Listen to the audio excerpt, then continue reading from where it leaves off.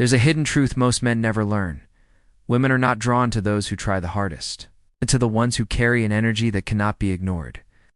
Epictetus said, "It's not what happens to you, but how you react to it that matters." Attraction begins not with money, looks, or charm. It begins with presence. It's with how you disrupt the ordinary rhythm of her world. Modern women are surrounded by men everyday messages, compliments, endless attention. Most blend into background noise. They repeat the same words, the same smiles, the same predictable patterns. Her mind filters them out.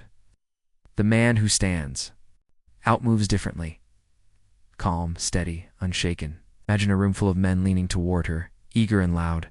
Then picture yourself, composed, grounded, carrying silence that feels powerful, not awkward. That silence makes her lean toward you. Marcus Aurelius said, "The soul becomes dyed with the color of its thoughts. If your thoughts are frantic, you radiate neediness. If steady, you radiate strength." Presence is energy, and energy shapes attraction. When you break her mental script, when your stillness contrasts, her chaos, her pulse changes. Curiosity rises. She senses you are not like the rest. This isn't about games or lines. It's biology.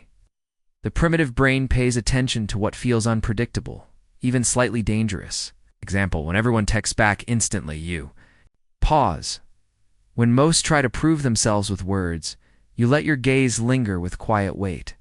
When others bend toward her approval, you hold your own frame. Seneca said, "He who is brave is free."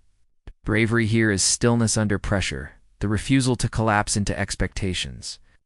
By not moving like everyone else, you become the disruption her instincts cannot ignore. This is the first pillar of attraction, movement.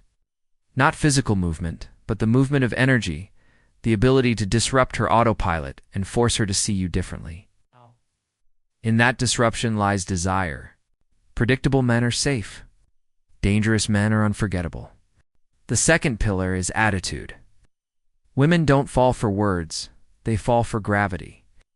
Every woman will test you not because she hates you, but because instinct demands it. She pushes, withdraws, or teases to see if you can remain centered when chaos appears. Most men fail these tests. They defend, over-explain, or adjust to win approval. In that moment, weakness is exposed. But the man who is calm, who doesn't flinch, becomes the anchor she cannot move. Epictetus said, "No man is free who is not master of himself." Attitude is that mastery. Think of wolves. They don't debate leadership, they radiate it. Women sense hierarchy the same way. It is not the words you say, but the frame you carry before you speak. Marcus Aurelius reminded us, "Waste no more time arguing what a good man should be. Be one." This is how attitude looks. Your body steady, your voice slower than hers, your reactions minimal. When she mocks you, you smirk. When she withdraws, you remain firm. You do not fight the frame, you rewrite it with calm strength. The primitive brain sees composure as dominance, and dominance sparks desire. The third pillar is neglect. Desire doesn't grow when you give, more it grows when you give less. Modern men destroy attraction by drowning women with attention, but the primitive brain values what is scarce, not what is abundant. Seneca wrote, "It is not the man who has too little, but the man who craves more, that is poor." Scarcity creates value. Think of a TV series that ends on a cliffhanger you cannot stop watching. The same happens in relationships. If you leave at the peak of laughter, if you delay your reply, you become unforgettable. She replays your words, feels the gap, and begins to crave closure only you can give. This is not cruelty. It is discipline. Neglect without purpose is absence. Neglect with timing is power. You withdraw, not when energy is dead, but when it burns brightest. That's when interest transforms into obsession. What she cannot fully have, she cannot fully forget. The fourth pillar is boldness. Many men build attraction, create tension, yet collapse at the moment of escalation. Fear of rejection paralyzes them, and desire dies. But women do not crave hesitation, they crave decisive clarity. Machiavelli said, "Fortune favors the bold." The same truth applies here. Attraction follows courage. Think of the silent moments when eyes lock too long, when the air thickens with possibility. Most men overthink and kill the moment. The man of presence advances. He touches her hand with intent, closes the space without apology. Marcus Aurelius wrote, "You have power over your mind, not outside events. Realize this, and you will find strength."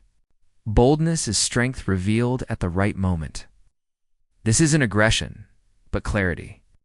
You don't push against resistance, and you don't rush before the energy is there. But when the door opens, you step through with confidence. That act alone separates you from the countless men she forgets.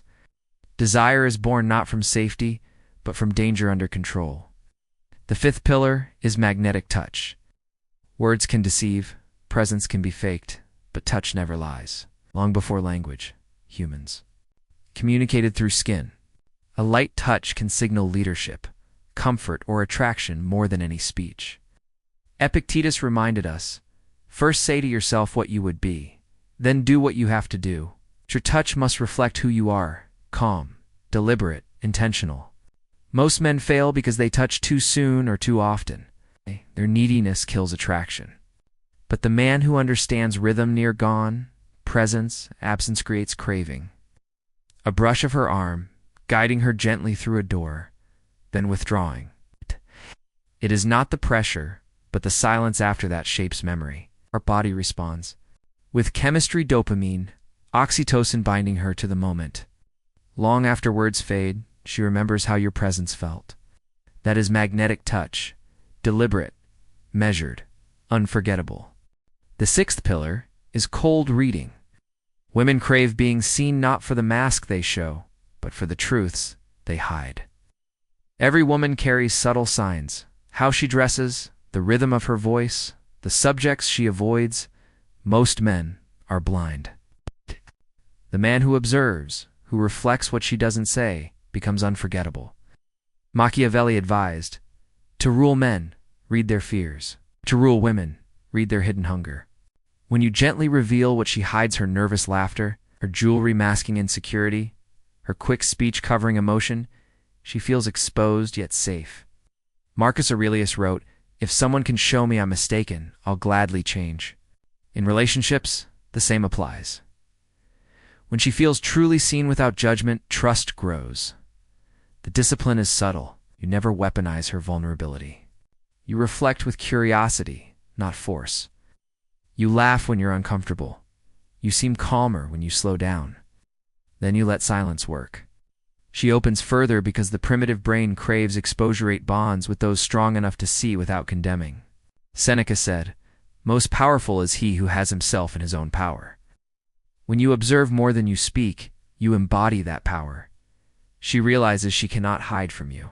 That realization becomes addictive. Games vanish, masks fall, and the raw essence of her femininity appears. This is not performance. It is presence sharpened into precision. Cold reading turns attraction into connection, and connection into something she cannot easily replace. When you master these 6 pillars, you step into a new identity. You stop waiting to be chosen, you shape the game itself. Attraction is no longer about tricks, but about discipline. Marcus Aurelius said, "The happiness of your life depends upon the quality of your thoughts. When your thoughts are calm and strong, your presence commands attention without effort. From now on, you don't beg for approval, you command it. You don't hope to be wanted. You become the man she fights to keep." The deeper truth is this: if you can control the game of desire, you can control any game: your career, your friendships, your entire life. Presence, patience, and power extend beyond romance into everything you touch. Seneca wrote, "He suffers more than necessary who suffers before it is necessary." Most men live in fear: fear of rejection, fear of loss, fear of failure. But when you train yourself to hold composure in the storm, you are free. That freedom makes you magnetic. Epictetus said, "First learn the meaning of what you say, and then speak." Apply the same in life. First learn who you are, then act with clarity. When you carry yourself with discipline and strength, no woman can ignore you. You become the man who creates his own gravity. The man you once were is gone. The man you are becoming is unshakable, unstoppable, unforgettable.